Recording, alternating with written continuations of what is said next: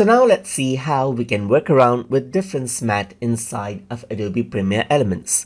So to work around with difference matte, I'm going to go around over here and keep this video right here just like this, and then I'm going to go around and keep this video as well. So on the top video, I'm going to go to effects right here, and I'm going to go around on the let's say for example over here I'm going to search for difference matte right here. So under keying, you can see that difference matte is an option. If I were to go around and drag it out over here on my particular footage, then this is what you have. As you can see right now, you don't see anything. So the difference layer is video 2. But if I were to go to video 1 right here, then you can see through it. As you can see right here, you can go around and match around the softness over here, and you can see it through the previous video clip right here. You can blur before the difference over here just like this as well, and that is what you have. Right on that section, you can see the difference over here, and it is transparent.